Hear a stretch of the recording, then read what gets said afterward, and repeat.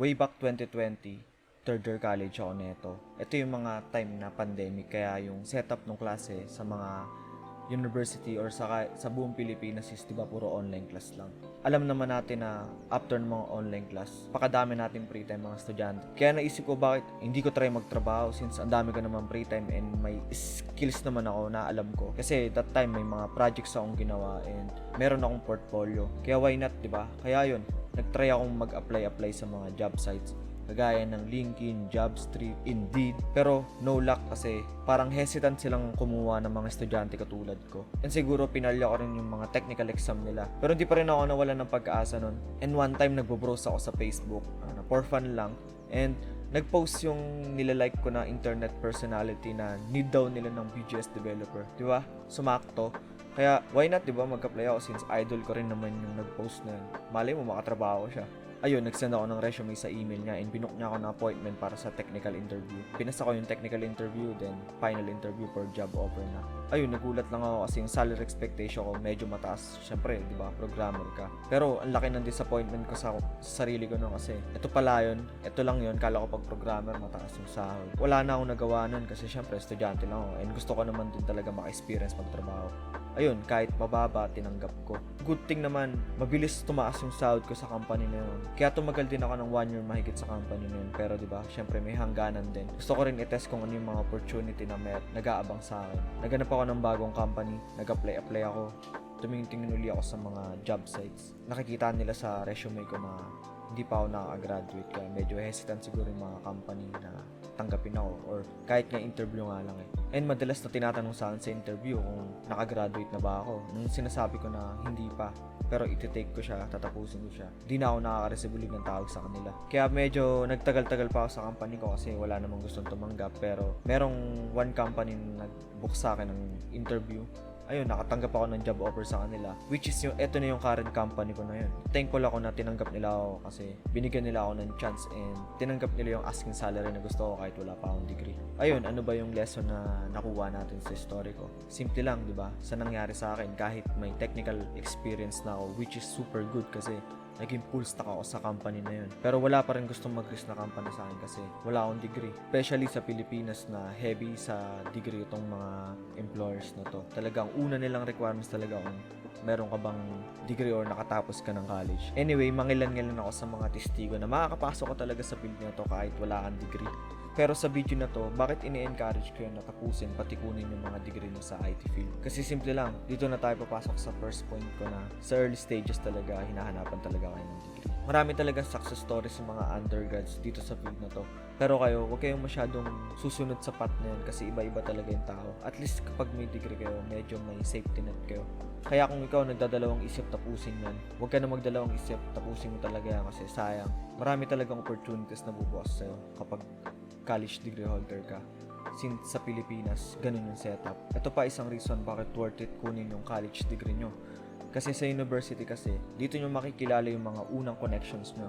Diba? Mapaprop man yan, kaklase, dean, kung ano man yan. Dito sa college talaga nagmumula yung mga connections. Kaya, diba, may mga fraternities which is nakukuha nila yung connections doon. Yung mga ibang sumasali ng frat, pag tinanong mo bakit sumasali sila ng frat, diba, parang kahit ang useless kung titignan mo. Pero dahil talaga yun sa connections. Kasi, diba, hindi mo alam sa future, baka makausap mo sila, mabigyan ka pa ng gig o mabigyan ka ng trabaho. Malay mo, business pa yung mapag-usapan nyo. Kaya napakahalaga talaga ng college para mabuild yung connections ninyo. Personally, ang dami kong gig na nakuha dahil sa mga connections ko sa college. Especially sa mga props pati mga klasiko. Kahit yung mga lifelong friends doon yung makikilala. Kaya sobrang worth it pa rin kunin yung degree.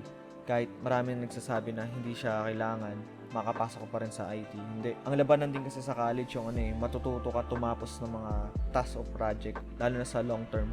Kasi 'di ba, each sem may mga project kayo na ginagawa. Kasi yung setup sa college parang tuturuan ka talaga ng long-term commitment and yung discipline na tumapos ng project, which is crucial talaga pag nagtrabaho ka na or gagawa ka ng mga project. Sa college din, focus talaga sila magturo ng fundamentals kaysa sa frameworks. Yung gantong setup sa school, maraming nagsishit dito na hindi daw tinuturo sa schools yung mga latest frameworks na hindi ginagamit sa trabaho. Actually, hindi siya konse. Maganda kasi in the end of the day, kahit anong framework man pag-aralan mo, kahit latest o napakalupit niyan, babagsak ka pa rin talaga sa fundamentals, which is na dun ka talaga magigisa or magsasawa sa college eh. Kasi parang each sem magbabago kayo ng programming language pero puro fundamentals pa rin, di ba? Parang ma-horn talaga yung skills mo sa fundamentals.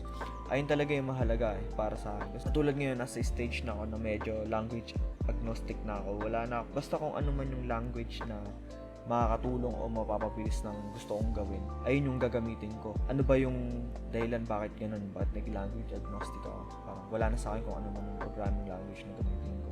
Dahil yun sa fundamentals. Kasi nga, pasong-paso na ako sa fundamentals. Kaya parang easy na sa akin kung ano man yung programming language na aralin ko. Ayun yung mga dahilan ko kaya pinupush ko kayong kunin pa rin yung mga college degree nyo. Kasi napakalaking tulong yan sa inyo, sa career nyo. Pati syempre, di ba, iba pa rin talaga pag may degree kang pinagawa o no, college graduate ka. Kasi ngayon, di ba, uso na talaga yung usapin ng diskarte versus diploma. Which is napakatanga talaga ng argumento na yan. Ako, pwede ako magsalita dito kasi naranasan ko yung dalawa eh. Diba? Napadiskarte ako, tapos ayun, may diploma rin ako. Pero yung iba-iba yung benepisyo ng diskarte lang eh. Kasi iba-iba yun sa field. Sa business talaga, kailangan mo talaga ng diskarte. Diba? Kahit wala ka naman talagang diploma sa business talaga. Mag-work talaga 100%. Pero katulad ngayon dito, kung maniniwala ka sa mga payo na gano'n na diskarte lang ang kailangan mo, hindi mo kailangan ng diploma, medyo wak eh. Kasi sa field natin, kailangan talaga. Hindi ko sinasabi na mali yun na diskarte lang. May mag-work siya sa ibang field, pero sa atin, mag-work din siya, pero hindi mo ma-maximize yung kayang i-offer ng IT field. Ito yung mga problema ko sa mga influencers na nagsasabi na diskarte yung kailangan mo sa buhay, hindi mo kailangan ng diploma. 'Di ba? Parang hindi naman need na kailangan isa lang piliin mo. Bakit hindi both yung gamitin mo para ma-maximize mo yung potential? Kaya itong mga influencers na to na nagsasabi na diskarte lang yung kailangan mo, malamang mag-work talaga 100% siya kasi sa field nila, which is social media influencing, mag-work talaga na puro diskarte lang, 'di ba? Kasi din diskarte ano mga video yung gagawin nila. Diskarte sila kung sino yung pagtitripan nila. Di ba? Diskarte talaga kailangan nila. Hindi nila kailangan ng diploma. Wala namang diploma na kailangan pag mag-register ka sa YouTube o sa Facebook eh. Ayun, i-wrap up na natin yung video na to. Simple lang yung message ko sa video na to. Sana itapusin nyo, i-pursue nyo yung college nyo ngayon. Alam ko naman na iba-iba tayo ng study sa buhay, diba? Yung iba di makapag-college, nahihirapan talaga, parang hindi talaga feasible mag-college sa kanila. And may mga paraan naman. Pwede kayong mag-public school, mag-state U, which is ganun yung nangyari sa akin. Kumbaga, konting gapang lang kasi worth it naman talaga yung bandang huli. At least may safety net kayong panghawakan. Pero hindi ko kayo din-discourage na wag mag-apply abang estudyante pa lang, which is good yun kasi para may experience na talaga kayo. Pero kung ayun lang yung gagawin mo, didiskarte ka lang, pangangatawa mo na hindi ka na magtatapos pero magtatrabaho ka sa IT, more power to you, di ba? Sana mag-work yung plano mo. Pero sa mga nag-aaral pala ng college ngayon, tapusin yung mga assignment nyo ngayon, ipasa nyo yung mga projects na kailangan ng prof nyo, gandahan yung capstone nyo para, yun, di ba? Pare-pareho tayo maging mga programmer. Ayun lang, see you sa next video. Bye!